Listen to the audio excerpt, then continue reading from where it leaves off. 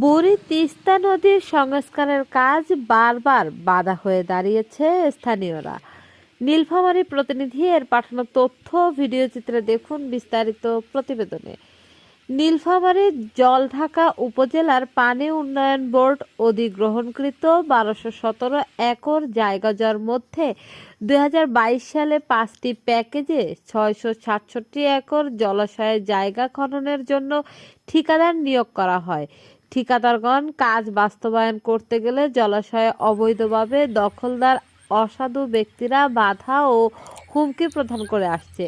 গেল 2018 সাল হতে কাজ বাস্তবায়নের জন্য সমন্বয়ে অব্যাহত রয়েছে, কিন্তু অবৈধ দখলদাররা ক্রমাগত বাধা প্রদান করেছে। কাজটি বাস্তবায়ন হলে কৃষকগণ স্বল্প মূল্যে সেচের পানি পাবে ও এলাকার জীববৈচিত্র্য রক্ষার্থে ব্যাপক ভূমিকা রাখবে।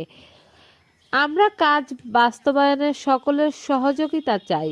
বাংলাদেশ পানি উন্নয়ন বোর্ড নীলফামারী ডিভিশনের আওতাধীন খনন কাজ অসমাপ্ত অবস্থায় পড়ে আছে। এদিকে কাজ করতে গেলেই স্থানীয়দের তাণ্ডবে বন্ধ হয়ে যায় সংস্কার কাজগুলো।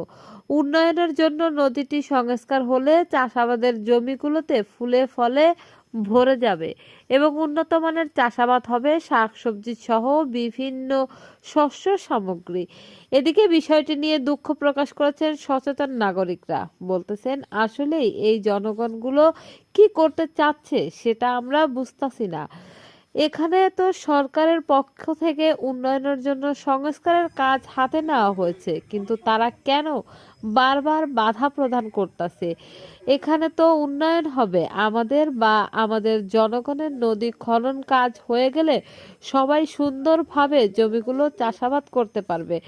যেমন দেখা যায় বন্যা আসলে শস্য ক্ষেতগুলো ডুবে যায়, নষ্ট হয়ে যায়, কিন্তু যদি নদী সংস্কার হয়ে যায় এগুলো আর হওয়ার সম্ভাবনা নেই।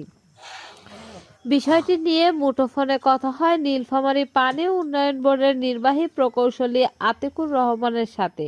তিনি মিডিয়া কর্মীদের জানান যে আমরা সঠিক সময়ে কাজটা শুরু করতে পারতেছি না। আজকে 2009 সাল থেকে এই সমস্যার সম্মুখীন হয়ে আসতেছি আমরা। এখন আমরা চাই এলাকাবাসী আমাদের সহযোগিতা করুক। আমরা কাজটা সঠিক সময়ে শেষ করতে পারবো বলে আশাবাদী আমরা। তা না হলে এ কাজের জন্য চাষিদের পানি দিতে না পারলে এর দায়ভার নিতে হবে কিছু সিন্ডিকেট মহলকে। বিষয়টি নিয়ে এলাকাবাসীর কিছু লোকের সাথে কথা হলে তারাও বলেন যে আমরা সবাই তো এখানে যাই না, বা আমরাও জানি বুঝি নদী সংস্কারের কাজ হলে সবারই উন্নয়ন হবে, শ্যামল শস্যময় মাঠ হবে কুঠিরডাঙ্গা এলাকা।